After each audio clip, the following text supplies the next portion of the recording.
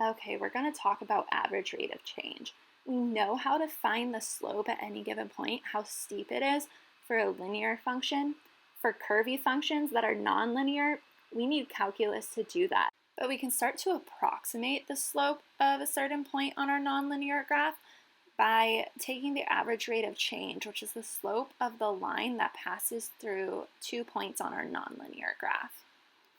So using function notation, we're essentially just writing slope y2 minus y1 over x2 minus x1, except we're using f of x2 minus f of x1 as our function notation. So let's try it. I want to find the average rate of change of our function f of x equals x cubed minus 3x from the point x1 is negative 2 to x2, which is negative 1.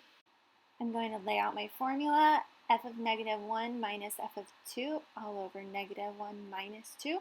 Now I know I need to find my values, f of negative 1 and f of negative 2, so I'm going to go ahead and do that.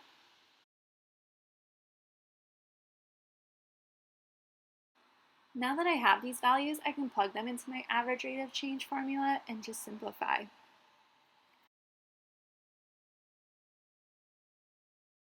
And now we're going to talk about even and odd functions. The definition of an even function is that when we plug in negative x into our function, we get the same answer as when we plug in positive x.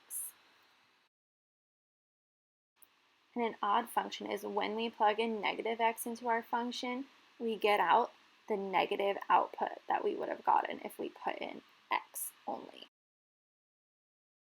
All right, let's try this out with g of x. So I'm going to plug in negative x as my input. So anywhere I see x, I'm going to replace it with negative x. When we simplify this, I get g of negative x equals negative x cubed. And then minus a negative x is going to get us positive x. Okay, I can tell just by looking at this that the function is not even because I did not get the function that I originally started with. But let's see if it's odd. So I'm going to have to do a little bit of rearranging around to see if this function is odd. I'm going to factor out a negative from both the negative x cubed term and the positive x term, leaving me with negative quantity x cubed minus x. So actually this function is odd because this is the negative version of my original function. Let's take a look now at h of x. So I'm going to do the same test. I'm going to plug in negative x anywhere I see x, and then I'm just going to simplify and see what happens. So when I'm done simplifying, I notice that I get my original equation, x squared plus 1. So this function is even. Keep in mind that some functions might not be even nor odd. And let's just take a look at what this means graphically. So g of x is odd because it has origin symmetry. And h of x is even, so it has y-axis symmetry. These things are true for all even functions and all odd functions.